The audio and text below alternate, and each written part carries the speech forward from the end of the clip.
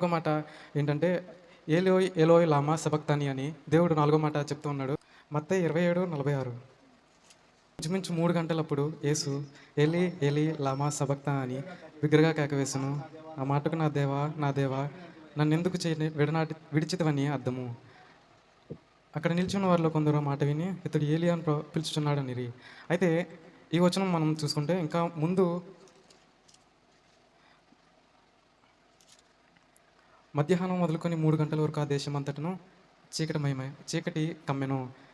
అయితే ఆహ్, దేవుడు ఎప్పుడు అప్పగింపబడ్డాడు ఈ అంటే ఆ యూదులకి అంటే ఆ రోమియోలకి ఎప్పుడు దేవుడు అప్పగింపబడ్డాడు అంటే లాస్ట్ సప్పర్ తర్వాత. అంటే ఆఖరి విందు దేవుడు తన శిష్యులతో జరుపుకున్న ఆఖరి విందు తర్వాత ఆ నైట్ దేవుడు అప్పగింపబడ్డాడు. ఆహ్, అయితే ఇక్కడ సరిగ్గా వేరే వచనంలో ఉంటది. తెల్లవారు నుంచి 9 గంటల దాకా చీకటి కమ్మెను అని స్పష్టంగా రాయబడి ఉంటది.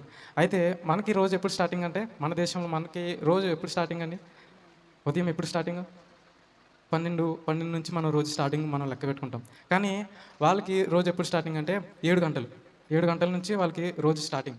అయితే మనకి కరెక్ట్‌గా సరిగ్గా మనకిప్పుడు 9 ఆహ్, మనకిక్కడ 3 అంటే కరెక్ట్‌గా అక్కడ 9 ఏఎం 9 ఏఎం తెల్లవారు 9 గంటలకి ఆయన సిలువలో వేలాడబడ్డాడు. అంటే ఈ నైట్ అంతా ఆయన కష్టం, ఆ శ్రమ, బాధ అనుభవిస్తూనే దేవుడు తన ఈ రోజుని గడిపాడు. అయితే 7 గంటల నుంచి అక్కడ రోజు స్టార్టింగ్. అయితే మనకి ఇక్కడ మనం చూసుకుంటాము. మనం ఉదయం లెగిసేటప్పుడు మనకి 7 గంటలకి ఇక్కడ సూర్యుడు వచ్చేసి మన రోజుని మనం స్కూల్‌కి, మన పనులకి, కాలేజీలకి మనం రెడీ అవుతూ ఉంటాము. అయితే ఏదైనా ఒక రోజు మబ్బు కమ్మేసి చీకటిగా ఉంటే మనం ఏమనుకుంటాం? ఈరోజు వర్షం పడతదేమో, ఈరోజు కొంచెం లేట్‌గా లెగొచ్చు, ఈరోజు స్కూల్ మానేద్దాము, ఈరోజు పనిలోకి సెలవు తీసుకుందామని మనం అనుకుంటాం. కానీ అక్కడ చీకటి కమ్మి 9 గంటల వరకు చీకటి కమ్ముకునే ఉందంట. ఏంటంటే అక్కడ వేదన దేవుడు మన కోసము పడుతున్నాడు. దేవుడు మన కోసము శిక్షను అందుతున్నాడు అని ప్రకృతి కూడా రియాక్ట్ అవుతూ ఉన్నది. చీకటి కమ్మి దేవుడు ఎప్పుడైతే తన ప్రాణాన్ని అప్పగించుకుంటాడో పెద్ద భూకంపం ఆ యెరూషలేం అంతా వచ్చేసి ఆ తెర చిరిగిపోవడం, కింద నుంచి చిరిగితే ఎవరైనా చింపారనుకుంటారేమో అని తెర గుర్తుగా పైనుంచి కిందకి చిరిగింది. అయితే ఇవన్నీ జరుగుతూనే ఉన్నాయి. 9 గంటల వరకు చీకటి కమ్ముతూనే ఉన్నది. అయితే దేవుడు అప్పుడు ఆ మాట అంటున్నాడు, ప్రభువా దేవా నా దేవా నన్నెలా చేయి విడిచితివి. అంటే చూసుకుంటే ఈ మాట నాలుగో మాట. ముందు 3, వెనక 3, మధ్యలో ఒక మాట, నాలుగో మాట. అయితే మధ్యలో ఉన్నాడు దేవుడు. ప్రభువా అంటే ఫస్ట్‌ది, లాస్ట్‌ది మాట చూసుకుంటే తండ్రి అనే సంబోధనతో స్టార్ట్ అవుతది. కానీ ఈ మాట నా దేవా నన్ను కరుణించు అనే స్వభావం, అనే మనస్తత్వంతో స్టార్ట్ అవుతది. అప్పుడు మనకి ఎప్పుడైనా కష్టం వచ్చినప్పుడు సంతోషం వచ్చినప్పుడు ఎవరినైనా మంచిగా మాట్లాడతాం. కానీ కష్టము, బాధ, ఇంకొక ఛాన్స్ లేదన్నప్పుడు మనకి మన మనసులో ఇంకొక ఆలోచన ఉండదు. నేను ఎప్పుడు రక్షింపబడతానా? ఈ శ్రమ నా నుంచి ఎప్పుడు తప్పింపబడతదా? ఎప్పుడు నేను బయటికి వస్తానా? ఎప్పుడు నేను దేవుని ప్రేమలోకి వస్తానా అని మనకి ఏదో ఒక దారి ఉండే ఉంటది అన్న స్వభావంకెళ్ళినప్పుడు మనకు ఆ మాటొస్తది. అయితే ప్రభువు శిక్షణ పొందుతున్నాడు. ఇంకా మనం చూసుకుంటే మత్తయి 20 ఈ అధ్యాయమే ముందు కొన్ని వచనాలు ముందు చూసుకుంటే 43 వాడు దేవుని యందు విశ్వాసం ఉంచెను. నేను దేవుని కుమారుడని చెప్పాను గనక ఆయనకిష్టుడైతే ఆయన ఇప్పుడు వానిని తప్పించునని చెప్పిరి. అయితే మనం పోయిన వారం మాట్లాడుకున్నాం. ఆయన ఎక్కడ పుట్టాడు? యెరూషలేంలోనే పుట్టాడు. కానీ ఆయన యెరూషలేంలోనే మరణించబడ్డాడు. అయితే ఇక్కడ ఘోరమైన విషయం ఏంటంటే ఆయన సొంత జనమే ఆయనను తృణీకరించి ఆయనకి మరణశిక్ష వేసింది. అయితే యెరూషలేం చివర బయట ఆయన సిలువ వేయబడ్డాడు. అయితే ప్రజలందరూ దూషిస్తూనే ఉన్నారంట. రాత్రి నుంచి ఆయనకి దూషణలు, కష్టాలు, బాధలు, శ్రమలే ఆయన చెవుల నిండా వినబడుతూనే ఉన్నాయి. ఆయన కంటి నిండా కనబడుతూనే ఉన్నాయి. అయితే ఆయన ఎంతగా మౌనంగా ఉంటూ ఎంతగా వాళ్ళని క్షమిస్తున్నాడంటే మనం మాటల్లో వర్ణించలేము. అయితే ఆయన ప్రేమ ఎంత గొప్పదంటే ఆ మనుషులందరూ ఎంతగా దూషిస్తున్నా కూడా ఈడు నేను అనకూడదు కానీ ఇక్కడ రాసుంది వీడు అని సంబోధించారు. అంటే మనల్ని సృజించిన వాడిని మనం ఆ మాట అనడానికి తగం అసల. కానీ మనుషులు గ్రహించలేకపోయారు వాళ్ళు. అయితే వాళ్ళు దూషిస్తున్నారు. ఈయన దేవుని కుమారుడే కదా! ఈ రక్షించుకుంటాడులే, ఆయన వచ్చి ఈయన కిందకి దించలేడా? అంటే ఆకాశానికి భూమికి మధ్యలో వేలాడుతూ ఉన్నాడాయన. అయితే అంటున్నారు వీడిని రక్షించుకోలేడా? ఇతన్ని రక్షించుకోలేడా? ఇతని తండ్రి ఇతని దేవుడని చెప్పుకుంటున్న దేవుడు రక్షించలేడా అని ఆయన్ని ఎంతగానో మాటలతో బాధపరుస్తున్నాడు. మనకు తెలిసిందే మాట. కత్తితో పొడిస్తే గాయం అవుతది గానీ, ఆ గాయం కన్నా బలమైన గాయం ఏంటంటే మాటతో పొడిచిన మాటే. అయితే ఎంతగానో మాట్లాడుతున్నారో, ఎంతగానో దూషిస్తున్నారో మనం ఇక్కడ చూసుకోవచ్చు. సిలువలో ఆయన ఇరుపక్కల అంటే ఎడమ, కుడివైపున ఇద్దరు దొంగలున్నారు. మనం మనం మాట్లాడుకునేది ఏంటంటే, అందులో ఒకడు మంచోడు, ఒకడు చెడ్డవాడు అనుకుంటాం. కానీ ఆయన ఎప్పుడైతే మాట్లాడకుండా మాటలు స్టార్ట్ చేయకముందు ఇద్దరు చెడ్డవాళ్ళే. ఇద్దరు ఘోరమైన పాపులే. ఇక్కడ మనం 44లో చూసుకోవచ్చు. ఆయనతో కూడా సిలువ వేయబడిన బందిపోటు దొంగలు అలాగే ఆయనను నిందించిరి. ఆయన పక్కనున్న దొంగలు కూడా ఆయన్ని నిందిస్తూనే ఉన్నారంట. అంటే ఆయనకి భూమి మీద సమాధానం లేదు, మనుషుల దగ్గర సమాధానం లేదు. ఆఖరికి సిలువ వేయబడ్డ ఆయనతో పాటు ఉన్న పక్కన దొంగలు కూడా ఆయనకి సమాధానంగా ఉండట్లేదంట. అంటే అంత ఘోరమైన స్థితిలో మనం ఉన్నాం. ఆయనకి సిలువలో కూడా మనశ్శాంతి మనం ఇవ్వలేకపోతున్నాం. అయితే ఆయన ఎప్పుడైతే ప్రభావ వీళ్ళు ఏం చేస్తున్నారో వీళ్ళకి తెలీదు, వీరిని క్షమించన్నాడో ఆ మాటకి రెండో దొంగకి ఒక దొంగకి మారుమనసు కలిపింది. అంటే ఆయన మాటలో శక్తి ఉందని మనం గ్రహించాలి. అయితే ఇలాగా వాళ్ళు హింసిస్తున్నారు. కానీ దేవుడు నాలుగో మాటగా ఎలోయ్ ఎలోయ్ లామా సబక్తాని, my God for what have you forsaken me, నా దేవా నా దేవా నన్నెందుకు నువ్వు విడనాడితివి. అయితే మనం ఇక్కడికి వేసుకునే ప్రశ్న అదేంటి, దేవుడే దేవుడు కదా, ఆయన తండ్రే కదా, తండ్రి ఎప్పుడైనా కొడుకుని విడిచిపెట్టేసి వెళ్ళిపోతాడా? ఏమో ఈ ఈ లోకంలో జరగచ్చేమో కానీ నా పరమ తండ్రి అలా చేయడు. మనల్ని ఎప్పుడు ఆయన విడిచిపెట్టడు. అయితే దేవుడు ఇక్కడ ఏం మాట్లాడుతున్నారంటే, నా దేవా నన్ను ఎందుకు విడనాడితివి. అయితే ఇక్కడ నిజంగా దేవుడు విడిచిపెట్టేశాడా? ఒక పరిశుద్ధుని విడిచిపెట్టేస్తాడా? కాంతి ఎప్పుడైనా కాంతిని విడిచిపెట్టేస్తుందా? అయితే కానీ ఇక్కడ దేవుడు విడిచిపెట్టలేదు. అయితే దాని వెనకాల ఉన్న అర్థం ఏంటంటే 2 కొరింథీ 5:21లో మనం చూసుకోవచ్చు.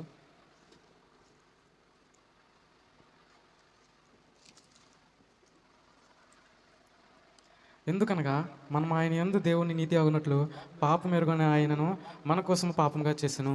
ఎందుకు అంటే మన ప్రాయశ్చిత్తాన్ని మనం సంపాదించుకోలేం. అంటే మన పాపానికి మనం విముక్తిని సంపాదించుకోలేం. ఎందుకంటే దేవుడు ఒక్కడే అది చేయగలడు. కాబట్టి పరమ తండ్రి ఏం చేశాడంటే, ఎందుకనగా మనం ఆయన యందు దేవుని నీతి అగునట్లు పాపం ఎరుగని ఆయనను మన కోసం పాపంగా చేశాడంట. అంటే పాపం ఎరుగదు ఆయనకి. ఇంకా డీప్గా ఆలోచించాలంటే నెక్స్ట్ ఇంకో వచనం చెప్తాను. అయితే పాపం ఆయనకి ఎరుగదు. యెషయా 53 2 నుంచి 5 వరకు చదువుకుంటే ఆయన గురించి పూర్తిగా వివరంగా అక్కడ రాశాడు. లేత మొక్కల వలెను ఎండిన భూమిలో మొలిచిన మొక్క వలెను అతడు ఆయన ఎదుట పెరిగెను. అతనికి స్వరూపమైనను సొగసైనను లేదు. మనం అతని చూచి అపేక్షించినట్లుగా అతని యందు స్వరూపము లేదు. అతడు తృణీకరింపబడిన వాడును ఆయను, మనుషుల వలన విసర్జించబడిన వాడును, వ్యసనాక్రాంతుడుగాను వ్యాధి అనుభవించిన వాడుగాను మనుషులు చూడనల్ల వాడుగాను ఉండెను. అతడు తృణీకరింపబడిన వాడు గనుక మనము అతనిని ఎన్నిక చేయకపోతిమి. నిశ్చయంగా అతడు మన రోగములను భరించెను, మన వ్యసనములను వహించెను. ఆయనను మొత్తబడిన వానిగాను దేవుని వలన బాధింపబడిన వానిగాను శ్రమ నొందిన వానిగాను మనం అతనిని ఎంచితిమి. మన అతిక్రమములను బట్టి అతడు గాయపరచబడెను, మన దోషములను బట్టి నలగొట్టబడెను, మన సమానార్థమైన శిక్ష అతని మీద పడెను. అతడు పొందిన దెబ్బల చేత మనకు స్వస్థత కలిగి ఉన్నది. అయితే దేవుడు ఎటువంటి వాడో యెషయా ప్రవక్త యెషయా గ్రంథంలోనే మనం ప్రొఫెసీ అంటే ప్రవచనము ముందే ఇక్కడ రాయబడి ఉన్నది, మనం చదువుకోవచ్చు. దేవుడు ఎందుకు మన కోసము బలి అయ్యాడు అంటే, ఆయన లేత మొక్క వలెను ఎండిన భూమిలో మొలిచిన మొక్క వలెను అతడు ఆయన ఎదుట పెరిగెను అంట. అంటే ఆయనలో ఏ పాపము లేదు, ఏ పాపము కూడా ఆయన ఎరుగడు, ఆయన అంటలేదు. అంటే ఈ లోకంలో పాపులమైన మన కోసం ఆయన భూమి మీదకి వచ్చినా కానీ ఆయన పాపాన్ని అంటలేదు, పాపం ఆయన అంటలేదు. దుష్టుడు ఆయన వేధించడానికి వచ్చినా కానీ ఆయన ఏమాత్రము తన విశ్వాసాన్ని కోల్పోవలేదు. అయితే ఇంత గొప్పగా ఈ భూమి మీద ఎవరు పుట్టి ఉండరు, ఎవరు జీవించి ఉండరు. ఎందుకంటే ప్రతి ఒక్కరు ఏదో పాపం చేసిన వాళ్ళమే. ఎంత డబ్బున్న వాళ్ళైనా, ఎంత అందం ఉన్న వాళ్ళైనా, ఎంత క్షేమం కలిగిన వాళ్ళైనా ప్రతి ఒక్కరు పాపం నుంచి వచ్చిన వాళ్ళమే. అయితే నాకు ఒక డౌట్ ఉండేది, ఆయన దేవుడే కదా, శిలువలో వేలాడుతున్న దేవుడే కదా, ఆయనకి పెద్ద కష్టం అనిపించదు కదా ఈ భారాలు, మనుషులు కొట్టిన దెబ్బలు, మనుషులు కొట్టిన పాపాలు, చేసిన పాపాలు ఆయనకి పెద్ద భారం అనిపించవు కదా, ఆయన ఎందుకంత కష్టపడ్డారు, ఎందుకంత బాధపడ్డారు అని నాకు డౌట్ ఉండేది. అయితే నేను ఈ చదువుతుండగా నాకు జవాబు దొరికింది. ఏంటంటే ఆయన పరిశుద్ధుడే, దేవుడే. ఆయన నిజంగా ఆయనకి ఈ శ్రమలు కావు, ఆయనకి ఈ కష్టం కావు, ఆయనకి ఈ పాపాలు ఆయన మోసాడంటే ఆయనకి నిజంగా ఇది పెద్ద భారం కాదు. కానీ భారం ఎక్కడైందంటే ఆయన 100% దేవుడే, కానీ భూమి మీదకి వచ్చినప్పుడు ఆయన 100% మానవుడిగా దిగొచ్చాడు. అంటే ఆయన ఏ సహాయం కూడా తండ్రి నుంచి కోరుకోలేదు. భూమి మీదకి వచ్చిన తర్వాత అక్కడ పిలాతు అంటాడు, నువ్వు నిజంగా దేవుడివేనా అంటే, అవును నువ్వు అన్నట్టే అంటాడు. అంటే దేవుడు అనుకుంటే అక్కడ వేలాది దూతలతో క్షణం కూడా పట్టదు వీళ్ళందరినీ నాశనం చేయడానికి, భూమిని నాశనం చేయడానికి. కానీ దేవుడు అది కోరుకోలేదు. ఎందుకంటే ఆయన సంపూర్ణ మానవుడిగా వచ్చాడు. కాబట్టి మానవుడికి ఎక్కడ కొడితే ఎక్కడ దెబ్బ తగులుతుంది, ఎక్కడ కొడితే ఎక్కడ రక్తం వస్తుంది, ఎంత నొప్పి వస్తుందో ఆయన కూడా అదే కలిగింది. అంటే మనం ఎలాగా బ్రతుకుతున్నామో, ఎలాగా మన శరీరం ఉందో ఆయనది కూడా అది అది అలాంటిదే. అంటే ఆయన సంపూర్ణ మానవుడిగా దిగివచ్చాడు. మన కొరకు బలియాగమయ్యాడు. మన కొరకు రక్తాన్ని చిందించి మన కొరకు ఆయన సిలువలో యాహుతి అయ్యాడు. అయితే మా మన జీవితాల్లో కూడా, మన హృదయాల్లో కూడా ఎన్నో సందేహాలుంటాయి. నిజంగా దేవుడేనా? నిజంగా మన కొరకు బలియాగమయ్యారా? అంటే మనము ఈ క్షణము ఇక్కడ కూర్చొని సంతోషంగా గడుపుతూ ఆయన మాటలు వింటున్నామంటే కారణం ఆ రోజు ఆయన పడిన నిందే, ఆయన పడిన బాధే. అంటే మనం చేసిన పాపాలకి ప్రాయశ్చిత్తము జంతువులలో లేదు, సృష్టిలో లేదు. కానీ సృష్టిని చేసిన సృష్టికర్తలో ఉంది. ఆయన ఒక్కడే మనల్ని విడిపించగలడని పరమతండ్రి ఎరిగి మనకి ఆహ్, శిక్ష తప్పించడానికి ఆయన ఏకైక కుమారుడిని ఈ లోకానికి పంపించాడు. అయితే ఏలోయి ఏలోయి లామా సబక్తాని అంటే నా దేవా నన్ను ఎలా చేయి విడిచితివి. అయితే అక్కడ మనం చూసుకుంటే ఆయన ఆకాశానికి, భూమికి మధ్యలో ఉన్నాడు. సంతోషానికి, బాధకి మధ్యలో ఉన్నాడు. సంతోషం ఏంటంటే నేను నా ప్రజల్ని రక్షించేశాను. వీళ్ళు ఇక మీదట పాపులు కారు, ఇక మీదట బానిసలు కారు పాపానికి అని సంతోషము. బాధ ఏంటంటే మనిషిగా ఆయన ఎంతో హింసను పొందుతూ, ఎంతో దూషణ పొందుతూ ఆఖరి చివరి రక్తం పట్టు వరకు ఆయన రక్తాన్ని కారుస్తూనే ఉన్నాడు అని శారీరకమైన బాధ. అయితే సంతోషానికి, బాధకి మధ్యలో ఆకాశానికి భూమికి మధ్యలో, పాపానికి, పరిశుద్ధానికి మధ్యలో, దుష్టుడికి, దేవునికి మధ్యలో ఆయన 3 మాటలకి మధ్యలో ఆయన ఎంతగానో బాధపడుతూ ఉన్నాడు. ప్రభువా నేనింకా తట్టుకోలేకపోతున్నాను. నన్నెలాగ నువ్వు చేసావు అని దేవుడిని అడుగుతూ ఉన్నాడు. కానీ దేవుడు ఎందుకు మౌనంగా ఉన్నాడంటే అక్కడ పాపానికి, రక్షణకి ప్రాసెస్ మధ్యలో ఉంది. ఇంకొంతసేపు ఉంటే వీళ్ళందరూ రక్షింపబడిపోతారు. నువ్వు కాస్త ఓర్చుకుంటే మన ప్రజల్ని మనం రక్షించుకుంటాం. మన బిడ్డలు దుష్టుడి నుంచి తప్పింపబడతారు. ఆడు మన పిల్లల్ని ఏమి చేయలేడు. మనం మన పిల్లల్ని రక్షించుకుంటున్నాము అన్న సందర్భంలో దేవుడు మౌనంగానే ఉన్నాడు. అంటే ప్రతీదీ మధ్యలోనే ఉంది. మనం కూడా మధ్యలోనే ఉన్నాం. దేవుడు వస్తున్నాడు. మనం సిద్ధంగా ఉండాలి, రెడీగా ఉండాలి. అయితే ఆయన ఎలాగైతే తన ఆఖరి క్షణం వరకు తన విశ్వాసాన్ని విడవకుండా తన పిల్లల్ని కాపాడాలి, మన కొరకు ఆయన బలియాగం అవ్వాలి అనే తృష్ణతో ఆయన ఎలా అయితే తన ప్రాణాన్ని అర్పించాడో మనం కూడా మన జీవితాన్ని ఆయనకు అర్పించాలనే కోరిక అదొక్కటే ఆయన ఆశించింది మన దగ్గర నుంచి. అయితే ఈ మాట నుంచి మనం 4 విషయాలు ధ్యానించాల్సింది ఏంటంటే ఫస్ట్‌ది మనము ఏ స్థితిలో దేవుడిని ప్రశ్నిస్తున్నాము. మనం వేసే ప్రశ్న దేవునికి సరి అయినదా కాదా? అంటే దేవుడు అక్కడ ఏ పాపం చేయలేదు. ఆయన పరిశుద్ధుడు. అయితే ప్రభువా అక్కడ నన్ను ఎందుకు చేయి విడిచేసావు అని దేవుడు ప్రశ్న అడుగుతూ ఉన్నాడు యేసుప్రభు. అయితే మనం కూడా మన జీవితాల్లో ఎన్నో ప్రశ్నలు అడుగుతూ ఉంటాం దేవుడిని. ప్రభువా ఏంటి ఇదేనా నా జీవితం? ఇదేనా నా నా సుఖము? ఇందుకేనా నన్ను బ్రతికించావు?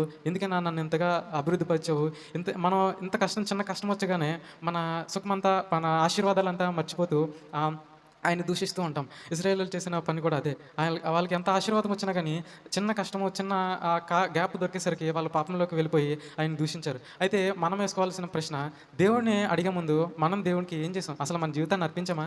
దేవుడు అక్కడ తన జీవితాన్ని సంపూర్ణంగా దేవుడికి అర్పించి, ప్రభువా ఇంకా నాకు సహాయం రావట్లేదు, నువ్వు మౌనంగా విన్నావు, నన్ను ఎందుకు విడిచిపెట్టేసావని దేవుడు అడుగుతున్నాడు. అయితే మనం ఉన్న స్థితిలో మనం పాపం చేసేసి దేవుని దగ్గరికి వచ్చేసి, మళ్ళీ పాపం చేసేసి దేవుని దగ్గరికి వచ్చి క్షమాపణ అడిగేసి, మళ్ళీ వీళ్ళు పాపం చేసేసి, ప్రభువా నాకు ఎందుకు సహాయం దొరకట్లేదంటే అక్కడ జవాబు రాదు. అయితే మనం ఎప్పుడైతే పరిశుద్ధంగా దేవుణ్ణి ఆరాధిస్తామో అప్పుడే మనకి దేవుడి నుంచి జవాబు వస్తుంది. అయితే రెండవదిగా మనం తెలుసుకోవాల్సింది మాటలోంచి ఏంటంటే మౌనం.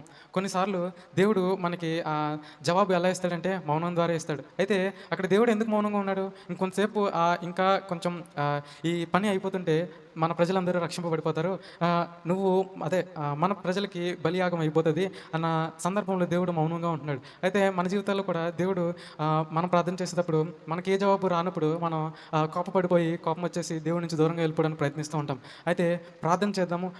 ప్రార్థన చేశాక దేవుడు ఏమి జవాబిస్తాడో అని మనం వేచి చూస్తూ ఉండాలంట. కొన్నిసార్లు ఆయన మౌనంలోనే జవాబు ఉంటుంది, ఆయన మౌనంలోనే ఆశీర్వాదం ఉంటుంది. తర్వాత మూడోదిగా చూసుకుంటే మౌనము ఆయన మనల్ని విడిచిపెట్టేశాడని అర్థం కాదు. అక్కడ దేవుడు మౌనంగా ఉన్నాడంటే దేవుడు నిజంగా యేసుప్రభుని విడిచిపెట్టేశాడా? నువ్వు ఎలా చనిపోతావో చనిపో, ఇంకా నా పని అయిపోయింది, నీ పని ఇదే, నా పని అదే, నువ్వు విడిచిపెట్టేసి దేవుడు వేరే పనిలోకి వెళ్ళిపోయాడా? కాదు. అక్కడ దేవుడు చూస్తున్నాడు మనకి ఎంత బాధ వస్తుందో, మనకి ఎంత శ్రమ వస్తుందో, మనకి ఎంత కష్టం వస్తుందో అక్కడ దేవుడు కళ్ళారా చూస్తూనే ఉన్నాడు. కానీ ఎందుకు దేవుడు మౌనంగా ఉన్నాడంటే దాని వెనకాల ఒక గొప్ప ఆశీర్వాదం ఉంది. ఆ సంవత్సరం దేవుడు బలియాగం అయ్యాడు కాబట్టి ఇన్ని సంవత్సరాల తర్వాత మనం ఇలాగా దేవుడిని ఆరాధిస్తూ ఇంతగా దేవుడిని సేవలో మనం వాడబడుతూ ఉన్నాం. అయితే ఎంతోమంది ప్రశ్న ఏంటంటే, దేవుడు ఎందుకు కరుణించాలి? ప్రజలందరినీ చంపేయొచ్చు కదా! వీళ్ళు పాపం చేశారు కదా! వీళ్ళని విడిచిపెట్టేయొచ్చు కదా! అంటే ఒక తోటలో సగం అంటే ఒక తోట కుళ్ళిపోయిందంటే ప్రతి పండు కుళ్ళిపోయిందని అర్థమా? కాదు. అందులో ఒకటైనా మంచిగా కాసి ఉండొచ్చు. ఎందుకంటే ఆ తోటంతటికి మంచి చేసినప్పుడు ఒక్కదానికైనా మంచి అంటే మంచి ఏరు వెళ్ళి ఉండొచ్చు. అదే దేవుడి ఆలోచన. ఏంటంటే ఇంత భూమిలో ఇంతమంది చెడ్డవాళ్ళున్నారు. వీళ్ళందరూ చెడ్డవాళ్ళు కాదు. వీళ్ళకి గమ్యం ఏంటో తెలీదు. తర్వాత జరగబోతుంది ఏంటో తెలీదు కాబట్టి వీళ్ళు పాపం చేస్తున్నారు. వీళ్ళకి నేను వెళ్లి చెప్తాను అని దేవుడు మన మధ్యకి మన స్వరూపంలో సంపూర్ణ మానవునిగా వచ్చి మనల్ని రక్షించాడు. అయితే నాలుగవదిగా దేవుడు మన బాధని, మన కష్టాన్ని దేవుడు కూడా తెలుసు. ఆయన కూడా అనుభవిస్తాడు. ఎందుకంటే నిన్ను ముట్టినవాడు నా కనుగుడ్డుని ముట్టినవాడు అన్నాడు. అయితే దేవుడిని మరి అంతగా హింసిస్తున్నారు. మరి దేవుడికి ఎంతగా బాధ కలిగి ఉండొచ్చు అని మనం ఆలోచించుకుంటుంటే, దేవునికి ఎంతో గాయాలు మనం చేసాం. మనం మానవులుగా. మనం ఎందుకు చేసాం? మనం అంటున్నామంటే మానవులం కాబట్టి, అప్పుడు చేసింది మానవులే. ఇప్పుడు మనం మానవులుగానే ఉన్నాం కాబట్టి, ఆ పాపం మన మీద ఉంటది. ఎందుకంటే ఆయన్ని శిక్షించాము, ఆయన్ని దూషించాము. అది వాళ్ళు చేశారు మనకెందుకు వస్తదంటే, మనము మానవులమే. ఆళ్ళు కూడా మానవులే కాబట్టి, ఆ పాపం మన మీదకి వస్తది. కానీ అది ఆయన లెక్క చేయలేదు. మనం ఆయన్ని మీద ఉమ్మూసాము. ఆయనకి తల మీద ముళ్ళ కిరీటం పెట్టాం కానీ, ఆయన పెద్ద అది నిజంగా వీళ్ళు చేశారా అని ఆయన ఊహించలేదు కూడా. ఎందుకంటే ఆయన క్షమాపణలోనే ఉన్నాడు. వీళ్ళని క్షమించను ప్రభువా, పోన్లే వీళ్ళకి చేశారు. వీళ్ళకి తెలీదు. తెలిస్తే వీళ్ళు నిజంగా నేను యూదుల రాజుని, నేను ఈ సృష్టికి కర్తని అని వీళ్ళు నిజంగా తెలిస్తే వీళ్ళు నా మీద చేయేస్తారా? అసలు వీళ్ళు నాతో ఇలా దూషణ మాట్లాడడానికి వీళ్ళు సరిపోతారా అని దేవుడు ఆలోచించాడు కాబట్టి ఆయన మౌనంగా ఉన్నాడు. అయితే నాకు వింతగా ఉండేదేంటంటే, ఈ భూలోకపు రాజు దేవుడిని "నువ్వు నిజంగా రాజువా?" అని అడగడమే నాకు అసల అర్థం కాని మాట. పిలాతు అసలు ఎక్కడ సరిపోతాడు దేవునికి? "నువ్వు నిజంగా రాజువా? నిన్ను తప్పించడానికి నాకు అధికారం ఉందా?" అంటున్నాడు. అసలు దేవుని రీతిగా చూసుకుంటే పిచ్చితనం ఆ మాట. అసలు నిజంగా దేవుడి మీద అధికారం కలిగిన వారు ఎవరైనా ఉన్నారా? లేరు. అయితే దేవుడు ఒక అద్భుతమైన సమాధానం ఏంటంటే, పైనుండి నీకు అధికారం వస్తేనే కానీ భూమి మీద నీకు అధికారం ఉండదు అని దేవుడు ఒక మంచి వాక్యం చెప్పాడు ఆ వాక్కు. అయితే ప్రజలు దేవునితో లేరు. దేవుడు ప్రజల మధ్య లేడు. ఎప్పుడైతే ప్రజలు దేవునితో ఉంటున్నారో అప్పుడే దేవుడు ప్రజల మధ్య ఉంటాడు. మనం ఆలోచించుకోవాల్సింది, మనం గ్రహించాల్సింది, మనం పాటించాల్సింది ఏంటంటే, మనం ఎప్పుడైతే మనం దేవునితో ఉంటామో అప్పుడే ఆయన మన మాటలకి, మన కష్టాలకి జవాబునిస్తాడు. అయితే లాస్ట్‌గా ఈ ప్రశ్నకి ఆన్సర్ ఏంటంటే ద్వితీయోపదేశకాండము 31:8 వచనం.